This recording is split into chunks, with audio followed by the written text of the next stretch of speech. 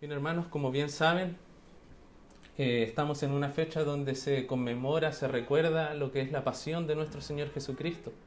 Y yo personalmente, cuando estaba estudiando este texto, me regocijaba en lo que es la providencia del Señor, porque este texto maravilloso nos guía directamente a la cruz del Calvario, nos guía directamente a la pasión de nuestro Señor Jesucristo.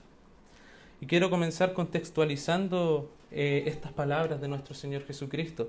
En el capítulo 13, al comienzo, se nos informa que se acercaba la Pascua de los judíos y que también ya Satanás, el diablo, había puesto en el corazón de Judas entregar a nuestro Señor Jesucristo. En Mateo capítulo 26, versículos 5 y 6, se nos muestra cómo los fariseos, por causa de la traición que había hecho Judas, ya habían puesto fecha de ejecución al plan malvado que tenían de destruir al Hijo del Hombre. Ese texto nos dice que ellos acordaron dar muerte a nuestro Señor Jesucristo antes de la fiesta de la Pascua. Entonces ellos habían puesto esa fecha límite. Y es así como nuestro Señor Jesucristo se aparta con sus discípulos a celebrar una cena que nosotros conocemos como la última cena. Y en esta cena nuestro Señor Jesucristo es que da estas palabras. Contextualizando también este texto maravilloso, vemos que al principio del capítulo 13 nuestro Señor Jesucristo demuestra su amor para con sus discípulos, lavando los pies de esos discípulos. Esto es un acto maravilloso del servicio y del amor sacrificial de nuestro Señor Jesucristo. Como se había mencionado por Juan al principio del capítulo, donde dice que como había amado a los suyos que estaban en el mundo, los amó hasta el fin. Es así como Juan ahora comienza a mostrar cómo Cristo da un nuevo significado al amor sacrificial. Desde aquí en adelante hasta el final del Evangelio, estas palabras dan el contexto. Por lo tanto, estas palabras que están escritas desde el capítulo 13 hasta el capítulo 16, que es el discurso del aposento alto, están totalmente cargadas del amor de nuestro Señor Jesucristo. Y estas palabras, amados hermanos, que hemos leído en nuestro texto, están inmersas, amados hermanos, luego de que Cristo haya lavado los pies de sus discípulos. Cristo dice: ahora es glorificado el Hijo del Hombre. Cristo estaba profundamente conmovido de espíritu al tener que anunciar la traición de Judas, dice el texto. Era algo que sus discípulos en el momento no lograron comprender, pero que sin embargo Cristo entendía de que esta era el inicio de su pasión.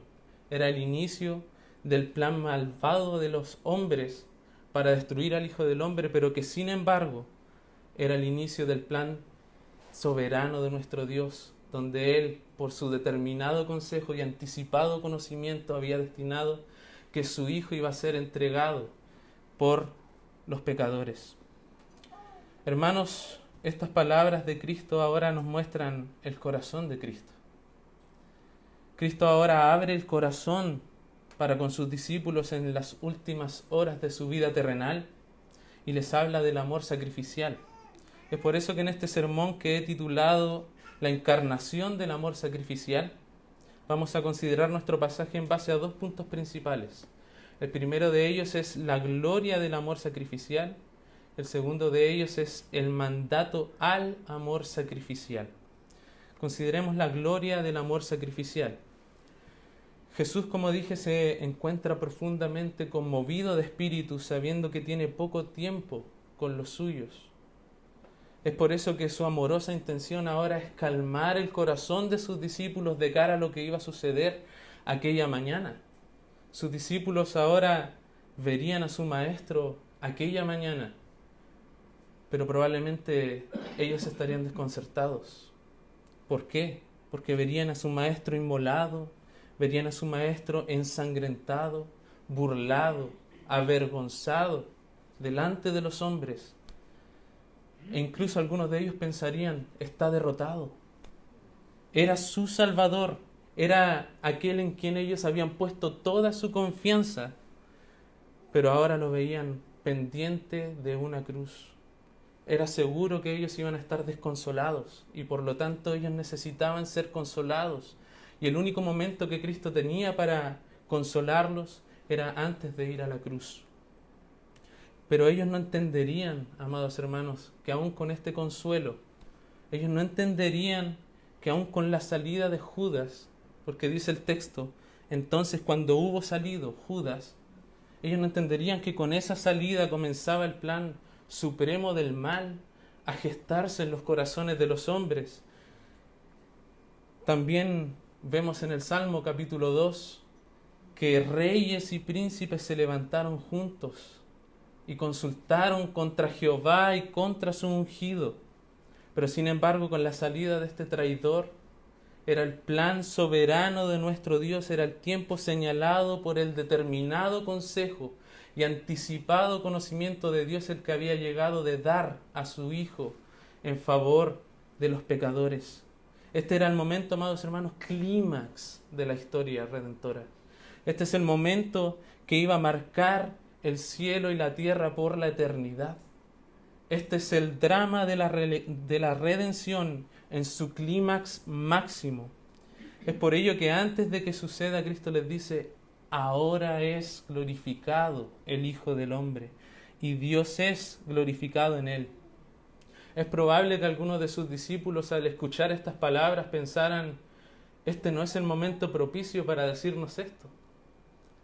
En tu bautismo, Jesús, era el momento propicio para decirnos, ahora es glorificado el Hijo del Hombre. Vimos al Espíritu Santo descendiendo del cielo como paloma y esa voz gloriosa del cielo que decía, este es mi Hijo amado en quien tengo complacencia. Ese era el momento propicio para que Cristo dijera, ahora es glorificado el Hijo del Hombre. O algunos de ellos probablemente pensaron, cuando Cristo se transfiguró delante de nosotros, vimos su rostro resplandeciente, vimos sus vestiduras brillantes, vimos a Moisés y Elías uno a cada lado de Jesús. Ese era el momento propicio para que Cristo dijera, ahora es glorificado el Hijo del Hombre. Pero Cristo no dice esas palabras en esos momentos. Cristo dice estas palabras luego de que Él hubiera lavado los pies de sus discípulos. Cristo dice estas palabras luego de haberse puesto como servidor de ellos. Y Cristo dice estas palabras horas antes de ser acusado, de ser burlado, de ser escarnecido y de ser llevado a la cruz del Calvario. Cristo es como si les dijera, aunque ustedes van a ser testigos de mi más profunda humillación, esa es en realidad la senda de la gloria. El salario de mi humillación va a ser mi exaltación. Eso les está diciendo nuestro Señor Jesucristo. Siempre que Cristo habló de la cruz del Calvario, Él hablaba de su gloria.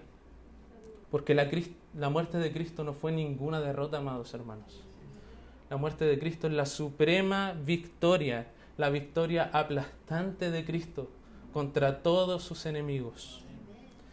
Jamás en la historia redentora se había hecho un despliegue más glorioso de la gloria de Dios que en la cruz del Calvario. Ni aun cuando Dios creó todas las cosas con la palabra de su poder, ni cuando liberó a su pueblo con mano fuerte de Egipto, enviando esas plagas terribles y humillando a Faraón, ni aun cuando abrió el Mar Rojo para dar libertad a cada uno de los integrantes de su pueblo. En ninguno de esos momentos se manifestó tan grandiosamente la gloria de Dios como en la cruz del Calvario. ¿Y por qué, amados hermanos? Cristo lo dice en nuestro texto, porque allí fue glorificado el Hijo del Hombre y Dios fue glorificado en él. Cristo en la cruz satisfizo las exigencias de la justicia de Dios. Allí Cristo en el Calvario anuló el acta de los decretos que nos era contraria, quitándola de en medio y clavándola en la cruz. Cristo quitó de en medio nuestras acusaciones. Cristo quitó de en medio nuestra destitución. Como dice esa alabanza, amados hermanos, que nosotros cantamos, quitó mi pecado, clavólo en la cruz. Gloria demos al buen Salvador. Esa es la verdad de lo que sucedió en la cruz. Cristo satisfizo las exigencias de la justicia de Dios. En la cruz Cristo también nos redimió de la maldición de la ley, hecho por nosotros maldición. Pablo escribió que el aguijón de la muerte es el pecado y el poder del pecado es la ley. Y Cristo, al redimirnos de la ley, de la maldición de la ley, Cristo ahora quitó el poder del pecado de en medio y la muerte ya no tiene aguijón contra nosotros, no tiene poder contra nosotros. La muerte fue derrotada por medio de la muerte de nuestro Señor Jesucristo. Nuestro Señor entró al valle de sombra de muerte valientemente, se acercó a la muerte, miró a la muerte cara a cara e hizo lo que nadie jamás en la historia había hecho. Arrebató las llaves de la muerte. Y ahora en Apocalipsis nosotros vemos a nuestro Señor Jesucristo presentándose delante de Juan y le dice: mira, Juan, tengo las llaves de la muerte y del Hades, porque estuve muerto y he aquí que vivo por los siglos de los siglos. Amén. Hermanos, ¿acaso hay alguien más grandioso que nuestro Señor Jesucristo? No lo hay. En la cruz, Cristo fue glorificado al vencer a los principados y potestades. Satanás y sus demonios se habían unido para vencer al Hijo de Dios, pero terminaron derrotados en la cruz del Calvario. Cristo, por medio de su muerte, dice el autor de Hebreos, destruyó al que tenía el imperio de la muerte, es decir, al diablo. Pero hay algo más glorioso, amados hermanos, que no solo los derrotó. El apóstol Pablo nos dice que Él los despojó, tal como un general de ejército de guerra. Al vencer tomó el botín, le arrebató, lo despojó de lo que Él tenía. Y no solamente eso, sino que los exhibió públicamente, triunfando sobre ellos en la cruz. Cristo los avergonzó en la cruz del Calvario. Y en virtud de su obra en la cruz, el gran mediador, nuestro Señor Jesucristo, adquirió gloria, de tal manera que ahora, hermanos, hay un hombre, el Hijo del Hombre, sentado a la diestra de Dios, glorificado, exaltado y reinante por la eternidad. Hermanos, no hay nadie como nuestro Señor Jesucristo. El Hijo del Hombre fue efectivamente glorificado en la cruz del Calvario. Y Cristo nos dice también que el Hijo del Hombre es glorificado y también Dios es glorificado por medio de Él. En la cruz la gloria de Dios es manifestada. ¿Y cómo es manifestada? Por medio del despliegue glorioso de los atributos de Dios mostrados en la cruz del Calvario. En la cruz Cristo glorificó la justicia de Dios, el poder de Dios, la santidad de Dios, su fidelidad y su amor. El poder de Dios fue glorificado en la cruz del Calvario, cuando todas las fuerzas del infierno y de la maldad se unieron para destruir al Hijo de Dios. El brazo poderoso de Dios estaba con Cristo en la cruz del Calvario. El Salmo 89, versículos 21 y 22 nos dice: mi mano estará siempre con él, mi brazo también lo fortalecerá. No lo sorprenderá el enemigo, ni hijo de iniquidad lo quebrantará. Los hombres le vieron en debilidad. Vieron a Cristo crucificado en debilidad y Pablo nos dice que efectivamente Él fue crucificado en debilidad. Pero también Pablo escribe: lo débil de Dios es más fuerte que los hombres. Es por eso, amados hermanos, que el poder de Dios fue glorificado en la cruz. Y también porque el poder de Dios estaba sosteniendo la humanidad de Cristo mientras Él recibía la copa de la ira de Dios sobre Él. El poder de Dios fue efectivamente glorificado en la cruz del Calvario. También la justicia de Dios fue glorificada en la cruz. Dios había dicho: de ningún modo tendré por inocente al culpable, y el alma que pecare, esa morirá. Y cuando al que no conoció pecado, Dios le hizo pecado por nosotros. Cuando Dios cargó en Él el pecado de todos nosotros, la justicia inmutable del Dios inmutable cayó con todo su peso sobre su Hijo Jesucristo. El pecado, amados hermanos, debe ser castigado y la paga del pecado es la muerte. Y cuando el pecado fue cargado sobre la espalda de nuestro Señor Jesucristo, Dios no disminuyó el peso del castigo al tratarse de su amado Hijo. Dios permaneció justo en su juicio. Dios permaneció totalmente justo al castigar el pecado en la carne del Hijo de Dios. Es por eso, amados hermanos, que la justicia de Dios fue efectivamente glorificada en la cruz del Calvario. La santidad de Dios también fue glorificada en la cruz del Calvario. Nunca Dios había manifestado un odio más terrible contra el pecado como cuando estuvo en la espalda del Hijo de Dios. Cuando Cristo fue hecho maldición por nosotros, el Dios Santísimo le desamparó. El profeta Habacuc había dicho: muy limpio eres de ojos para ver el mal y no puedes ver el agravio.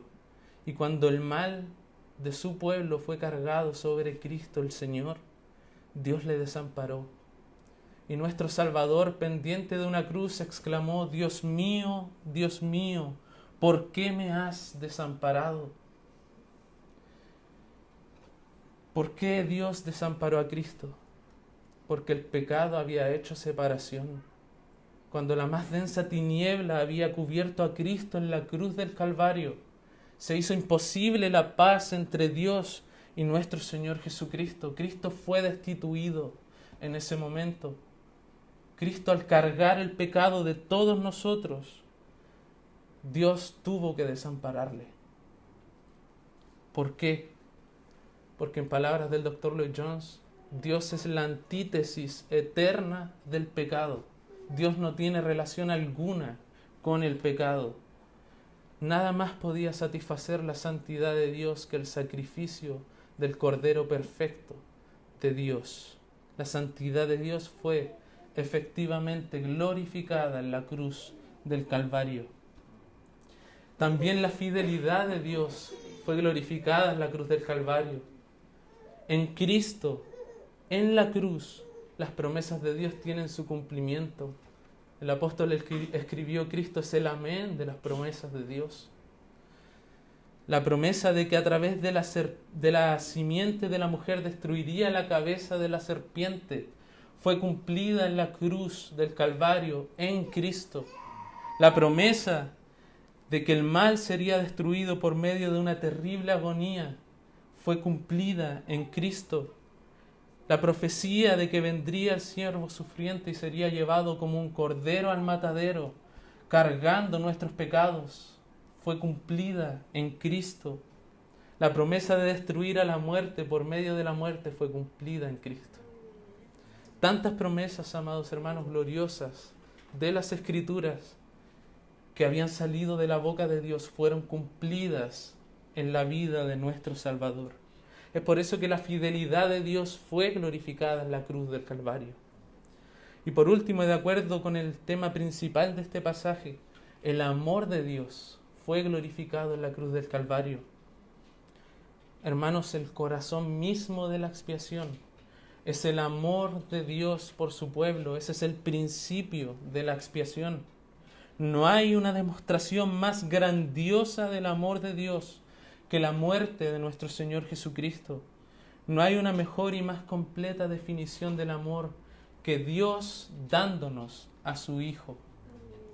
El apóstol escribió: mas Dios muestra su amor para con nosotros, en que siendo aún pecadores, rebeldes, enemigos, inmerecedores, Cristo murió por nosotros. Fue Dios quien nos dio a Cristo por amor. Esa es la verdad de la Sagrada Escritura, porque de tal manera amó Dios al mundo que ha dado a su Hijo unigénito, para que todo aquel que en Él cree no se pierda, mas tenga vida eterna. Juan nos dice: en esto consiste el amor, no en que nosotros hayamos amado a Dios, sino en que Él nos amó a nosotros y envió a su Hijo en propiciación por nuestros pecados. Y el apóstol Pablo en Efesios capítulo 2, versículo 4 nos dice que Dios hizo esto efectivamente por su gran amor con que nos amó. No existe una mayor demostración del amor de Dios que la cruz del Calvario. el amor de Dios fue glorificado en la cruz del Calvario.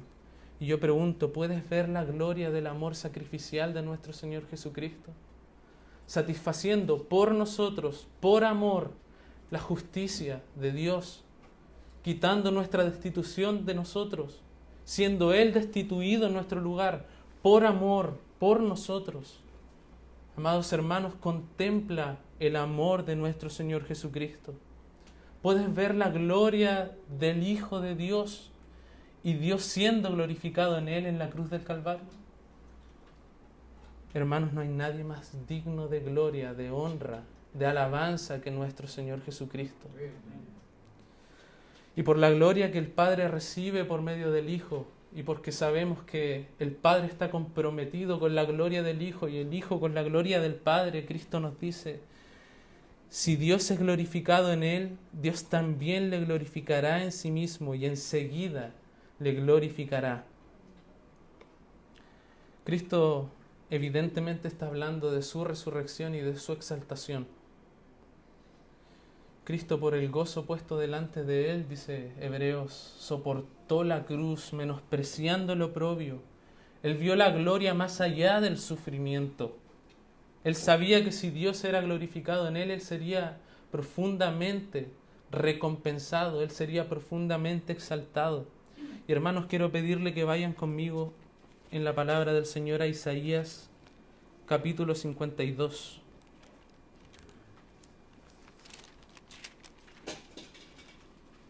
Isaías 52.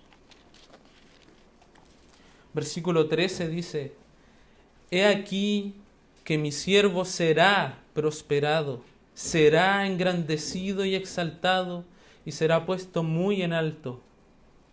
Es llamativo, amados hermanos, que la profecía que nos habla de los sufrimientos del siervo sufriente comiencen con la recompensa final que él obtendría por su victoria. Se profetizaban sus sufrimientos, pero primeramente se había profetizado su gloria. Él sería exaltado, sería puesto muy en alto. Veamos más adelante Isaías 53, versículo 10. Con todo eso Jehová quiso quebrantarlo, sujetándole a padecimiento. Cuando haya puesto su vida en expiación por el pecado, verá linaje, vivirá por largos días, y la voluntad de Jehová será en su mano, prosperada. ¿Cómo es que Cristo pone su vida? Y sin embargo el mismo texto nos dice luego, verá linaje y vivirá por largos días. Estaba profetizada la resurrección de nuestro Señor Jesucristo y su exaltación. Versículo 12. Por tanto yo le daré parte con los grandes y con los fuertes repartirá despojos, por cuanto derramó su vida hasta la muerte y fue contado con los pecadores, habiendo él llevado el pecado de muchos y orado por los transgresores. El victorioso Salvador repartiría despojos, amados hermanos, con el Padre y con el Espíritu Santo. Ellos son los fuertes. Y Cristo, exaltado, glorificado, tendría un lugar en la exaltación a la diestra de Dios. Ese es nuestro Salvador, ese es el Hijo del Hombre, como había dicho, un hombre, exaltado a la diestra de Dios. Esa es la exaltación de Cristo luego de su profunda humillación en la cruz del Calvario. Pablo dice que por su profunda humillación, Dios también le exaltó hasta lo sumo y le dio un nombre que es por sobre todo nombre, para que en el nombre de Jesús se doble toda rodilla de lo que está arriba en el cielo y en la tierra y debajo de la tierra, y toda lengua confiese que Jesucristo es el Señor, para gloria de Dios Padre. Esa es la exaltación de nuestro amado Salvador. ¿Puedes ver su gloria? ¿Puedes ver la gloria de Cristo en este texto? Cristo en la cruz fue supremamente exaltado. ¿Quieres conocer más a Dios? Lo único que tienes que hacer es mirar a la cruz de Cristo. ¿Quieres ver y conocer más de su gloria? Tienes que contemplar la cruz detenidamente. Tienes que amar la cruz, meditar en ella, abrazar la cruz.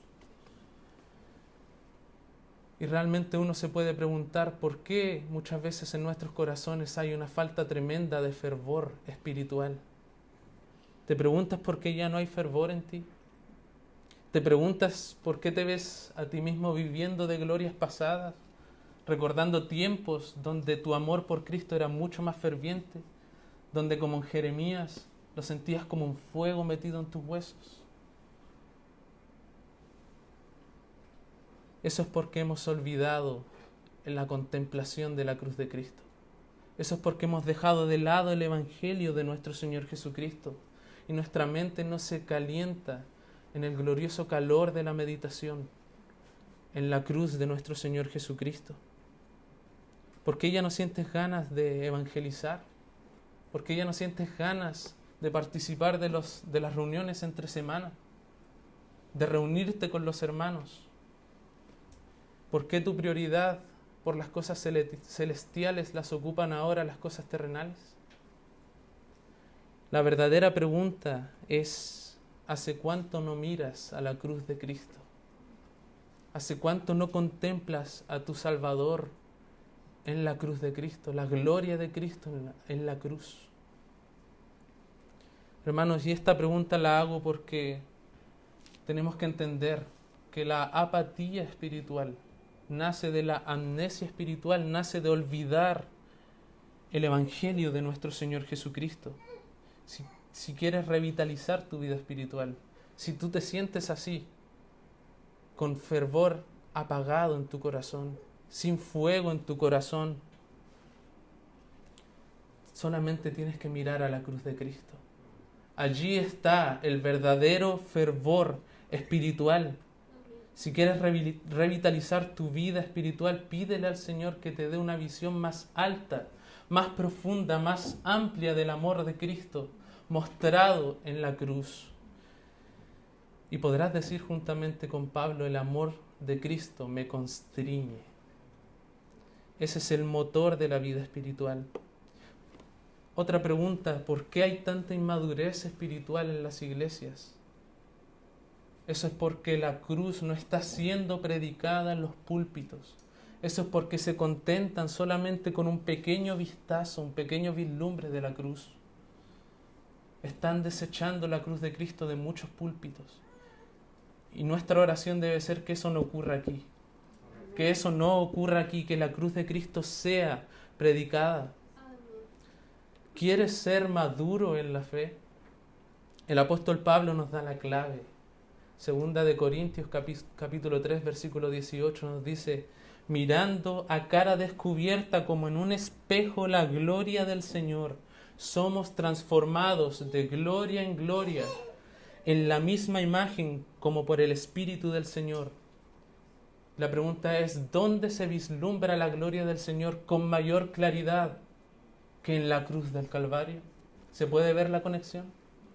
Si queremos madurar en la fe, tenemos que contemplar la cruz de Cristo. Es mirando, contemplando, meditando y permaneciendo en la cruz de Cristo que somos transformados y maduramos en la fe. Voy a repetirlo. Es mirando, contemplando, meditando y permaneciendo en la cruz de Cristo que somos transformados y maduramos en la fe. Por lo tanto, si no tienes fuerzas para continuar, si te cuesta orar, si te cuesta evangelizar a los perdidos, si no tienes ganas de tener comunión con los hermanos, mira a la cruz. Haz como ese viejo himno nos dice: mirad al Salvador Jesús, el príncipe benigno, por mí muriendo en la cruz, por mí tan vil indigno. Mirad al Salvador Jesús, contempla a tu Salvador pendiente de la cruz y verás su gloria y verás la gloria de Dios en él. Ahora Cristo nos muestra el amor sacrificial en la cruz del Calvario y nos da este mandamiento glorioso que les da a sus discípulos. Pero primeramente Él les dice que para ser glorificado Él debía separarse de sus discípulos. Era necesaria esa separación. Cristo les dice: hijitos, aún estaré con vosotros un poco. Me buscaréis, pero como dije a los judíos, así os digo ahora a vosotros. A donde yo voy, vosotros no podéis ir. Y es evidente, amados hermanos, que nuestro Señor Jesucristo ahora comienza a hablarles de una manera mucho más tierna, mucho más íntima, luego de la salida de Judas. Y esto es porque las palabras preciosas de nuestro Salvador Jesucristo, las palabras más tiernas e íntimas de nuestro Salvador solamente están reservadas para los suyos, para aquellos a quienes Él amó hasta el fin. Porque fue luego de la salida de Judas que Cristo por primera vez y la única vez registrada en los evangelios, Cristo les dice hijitos. Esto nos da amplio testimonio de que Judas no era un hijo de Dios. Es solo para con los suyos que cada acción y que cada palabra de Cristo nace del más profundo y entrañable amor. Y les dice: a donde yo voy, vosotros no podéis ir. Tan igual como el sumo sacerdote en el Antiguo Testamento debía presentarse delante de Dios en el lugar santísimo en completa soledad, así también nuestro Señor Jesucristo debía presentarse en el tabernáculo de los cielos en absoluta soledad. Ellos no podían ir con Él, sus discípulos no le podrían seguir. Y esto caló tan profundamente en la mente de los discípulos que muy probablemente ellos olvidaron todo lo demás. Esta aseveración que Cristo hace de que ellos no le podrían seguir seguramente nubló la mente de los discípulos. Esto es evidente porque Jesús menciona más adelante en Juan capítulo 16, versículo 6, que por haberles dicho que se iba a apartar de su lado, les dice: antes, porque os he dicho estas cosas, tristeza ha llenado vuestro corazón.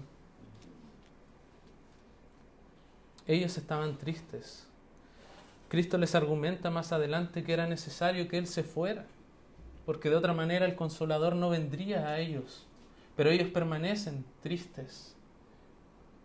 Es como si no hubieran escuchado absolutamente nada, y Pedro le pregunta: Señor, ¿a dónde vas? Y más adelante Tomás le pregunta también: Señor, no sabemos a dónde vas, ¿cómo podemos saber el camino? Y ahí Cristo le dice las palabras gloriosas: yo soy el camino, yo soy la verdad, yo soy la vida, y nadie viene al Padre sino es por mí. Pero lo que quiero que veamos, amados hermanos, es lo que estaba sucediendo en los corazones de esos discípulos. ¿Cuál era la preocupación de los discípulos? Ellos estaban tristes, y la pregunta es: ¿estaban tristes porque Jesús iba a dar su vida? ¿O estaban tristes porque Jesús se iba de su lado? O dicho de otras palabras, para que se entienda mejor, ¿estaban preocupados por lo que le iba a pasar a Jesús o porque ellos se iban a quedar solos? Quiero que contemplemos el corazón de los discípulos, porque Cristo les acababa de decir: me voy porque es momento de glorificar a Dios. Pero es como si ellos hubieran entendido solamente me voy. La pregunta es: ¿estaban realmente interesados en ese momento en la gloria de Dios? La respuesta es no. Ellos querían a Cristo a su lado sin importar nada. Y parece una motivación correcta, pero sin embargo es la misma situación a la que se enfrentó Pedro cuando le dijo: Señor, en ninguna manera esto te acontezca, luego de anunciar su muerte. ¿Y qué le dijo el Señor?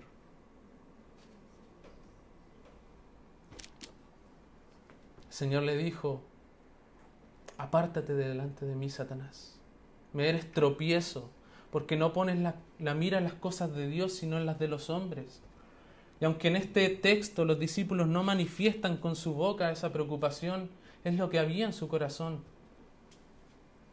Esta actitud del corazón de los discípulos manifestaba una terrible falta de amor, una terrible falta de amor sacrificial. Ellos se amaban tanto a sí mismos que cuando Cristo anuncia que sería entregado, ellos se preocupan de los solos que iban a estar. Qué terrible, amados hermanos, es ser testigos del amor más grandioso del universo y adueñarse de él con un corazón individualista que solo gusta de recibir, pero no de dar. Esa era la actitud del corazón de sus discípulos, y cuán fácil es desoír la voz del Señor cuando tenemos un corazón individualista que no es otra cosa que un corazón orgulloso. Y Pedro lo hizo y terminó negando al Señor 3 veces. Pedro desoyó la voz del Señor. Hermanos, fue a esos corazones y fue a nuestros corazones que Cristo da este mandamiento. Un mandamiento nuevo os doy, que os améis unos a otros. Como yo os he amado, que os améis unos a otros. Hermanos, el corazón del hombre y de la mujer es individualista por naturaleza. Y los que hemos conocido a Cristo somos individualistas en rehabilitación. Esa es la verdad de nuestros corazones. Tenemos un nuevo corazón, pero el pecado todavía está presente en nosotros. Tenemos que luchar contra nuestro pecado, tenemos que luchar contra querer hacer nuestra propia voluntad por sobre la de Dios. Tenemos que luchar por mortificar nuestros pecados. Somos tan iguales como los discípulos. Y recordemos, amados hermanos, que este mandamiento fue dado a creyentes. Y este mandamiento fue dado a creyentes porque los incrédulos nada saben de este amor. Ellos no conocen el amor sacrificial de nuestro Señor Jesucristo. Este mandamiento es para aquellos que han conocido el amor de Cristo. Y lo primero que quiero que veamos de este mandamiento es que precisamente es un mandamiento. Cristo manda a sus discípulos a amarse los unos a los otros. Lo que quiere decir esto es que esto no es opcional en el reino de Cristo.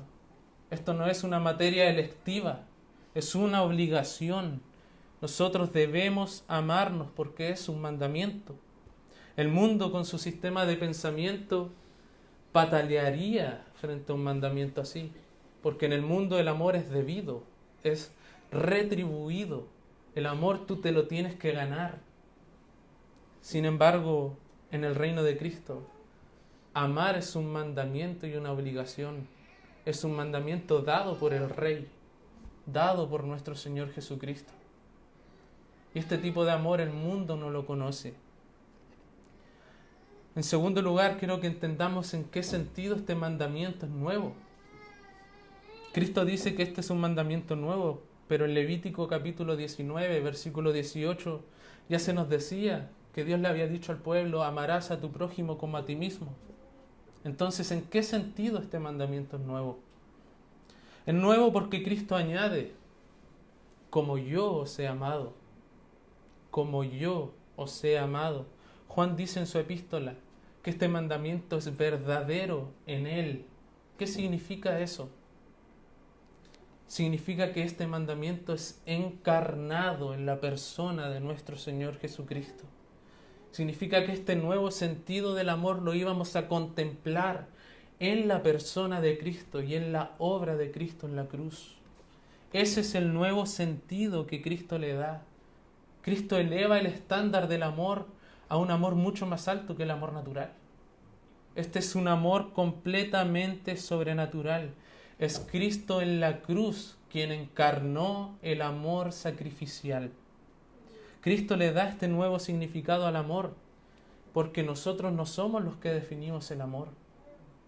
Es Cristo en la cruz que define el amor. Es un amor invariable. Es un amor que no cambia, que está por encima de los defectos de la otra persona. Es un amor que está por encima de mi propio orgullo y de mi interés personal. Es un amor completamente desinteresado. Es por eso que el llamado es a amarnos los unos a los otros como Él nos ha amado. Y lo que también debemos entender, amados hermanos, es que amar de esta manera es una tarea completamente imposible, humanamente hablando. Es absolutamente imposible amar como Cristo nos manda a amar. Es por eso que no solamente se nos da el mandamiento, sino que se nos da también al glorioso Espíritu Santo de Dios para que habite en nuestros corazones y produzca la virtud del fruto del Espíritu Santo en él. El amor es producido por el Espíritu Santo. Es un tipo de amor que es completamente sobrenatural. Este amor nace del fruto del Espíritu. Es por eso que el apóstol Pablo escribe a los romanos y les dice: el amor de Dios ha sido derramado en nuestros corazones por el Espíritu Santo que nos fue dado. Es el Espíritu Santo quien es capaz de producir este amor en nuestros corazones. Entonces, amado hermano, ya que conocemos a nuestro Señor Jesucristo, ya que tenemos al Espíritu Santo del Señor, somos capaces de amar de esta manera. Somos capaces de amar en el poder del Espíritu, como Cristo nos amó. En otras palabras, ninguno de nosotros tiene excusa para no amar a su hermano. Ninguno de nosotros puede ver tan grandes los pecados de su hermano como para excusarse de este mandamiento. Debemos amarnos los unos a los otros como Él nos ha amado. ¿Y cuál es la importancia de este mandamiento? Cristo dice: en esto conocerán todos que sois mis discípulos, en que os améis los unos a los otros. Este mandamiento y este amor completamente sobrenatural que debemos tener los unos para con los otros es la marca distintiva del verdadero cristiano. Es la insignia que Cristo levanta como la insignia del verdadero discipulado. El amor sacrificial. Juan escribe: el que no ama no ha conocido a Dios, porque Dios es amor. Y aquí Cristo destaca que no es el conocimiento, no es la ortodoxia, no es el ser partícipes de una iglesia la insignia del verdadero cristianismo, sino que es el amor sacrificial. Juan nos dice: nosotros sabemos que hemos pasado de muerte a vida en que asisto a una iglesia. No dice eso Juan. En que tengo un amplio conocimiento teológico. Tampoco dice eso Juan. En que un día hice la oración del pecador. Juan no dice eso. Nosotros sabemos que hemos pasado de muerte a vida en que amamos a los hermanos. Por eso podemos saber nosotros mucha teología. Pero si no tenemos amor, nos venimos a ser semejantes al diablo. Él es mucho mejor teólogo que cualquiera de nosotros. El que no ama a su hermano permanece en muerte, dice Juan. ¿Se dan cuenta, amados hermanos, que Juan realmente entendió la seriedad de estas palabras del Señor Jesucristo? Juan realmente entendió que si nosotros no amamos a nuestros hermanos, no somos verdaderos discípulos del Señor. Es por eso que no importa qué tanto nosotros digamos ser cristianos, no importa cuántos años nosotros podamos llevar en la iglesia, compartiendo los unos con los otros, no importa la opinión que yo pueda tener de mí mismo o la opinión que los otros puedan tener de mí. Si yo no tengo amor por mis hermanos, Pablo dice, y el Espíritu Santo dice, que vengo a ser como metal que resuena y címbalo que retiñe. Nada más. Si no tengo amor, vengo a ser como metal que resuena y címbalo que retiñe. Pero Cristo señala al amor como la esencia del discipulado, como el vínculo que generará el más profundo contraste con el mundo. Esto quiere decir que el mundo va a juzgar la autenticidad de nuestra fe por cómo nos amamos o no nos amamos los unos a los otros. La Iglesia de Cristo jamás ha sido más reconocida en el mundo como cuando sus miembros se aman profundamente los unos a los otros. Pero nunca ha sido más cuestionada como cuando sus miembros se muerden los unos a los otros. Es por eso, amados hermanos, que en la Iglesia de Cristo nadie debe buscar su interés personal, porque para eso no fuimos llamados. El único interés que debemos buscar es la gloria de Cristo. Ese es el llamado que tenemos como iglesia. Cuando los miembros buscan ser promocionados, cuando buscan lugares de privilegio dentro de la iglesia, pero son incapaces de gozarse cuando al hermano lo nombran diácono, cuando al hermano le toca predicar por primera vez, Hermanos, eso no es verdadero amor. Eso no es amor sacrificial. El amor no se goza de la injusticia, pero se goza de la verdad, dice Pablo. La iglesia de Cristo, comprada con su bendita sangre, no es escenario de promoción para la carnalidad, ni para los carnales. Es por eso que nadie que tenga estos deseos en su corazón, estas malas intenciones en su corazón, puede estar en la iglesia de Cristo. La iglesia de Cristo, amados hermanos, es la embajada del amor de Dios en la tierra. Y es el amor de Dios lo que la iglesia debe reflejar. Dios nos libre a nosotros de que en aquel día final, como iglesia, se nos diga: el nombre de Dios fue blasfemado entre los gentiles por causa de vosotros. Es por eso, amados hermanos, que el mandamiento es a amarnos los unos a los otros. Y en esto conocerá el mundo que somos discípulos del Señor, en el amor que nos tengamos los unos por los otros. Hermanos, a modo de aplicación es necesario que cada uno examine su propio corazón a la luz del amor sacrificial de nuestro Señor Jesucristo. ¿Te ves a ti mismo con el mismo corazón que tenían estos discípulos? ¿Un corazón individualista? ¿Has querido a Jesús para ti mismo y para nadie más? Porque eso es lo que querían estos discípulos. ¿Amas ser servido por los hermanos, pero no servir a los hermanos? Tenemos que analizarnos, amados hermanos, y quiero invitarles a Romanos capítulo 12.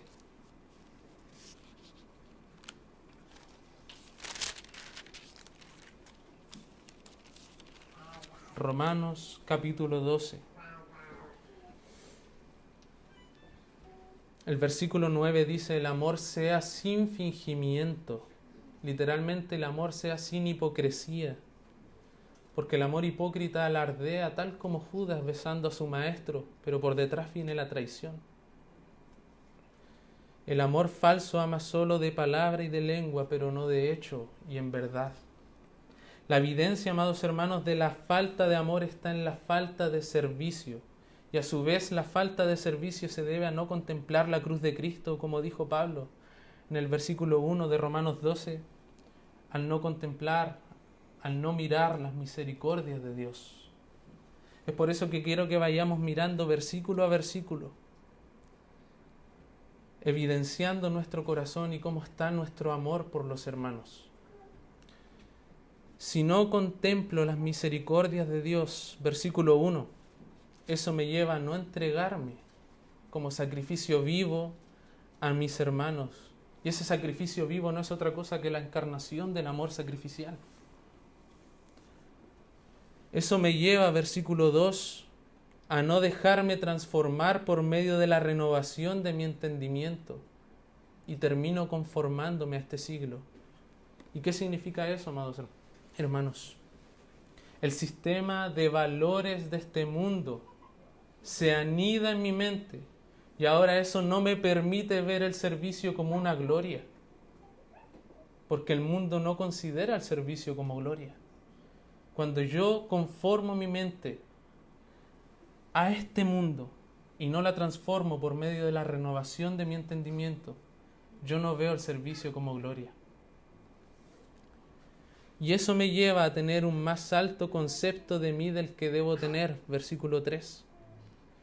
En otras palabras, yo ya no quiero servir, pero quiero ser servido de todos.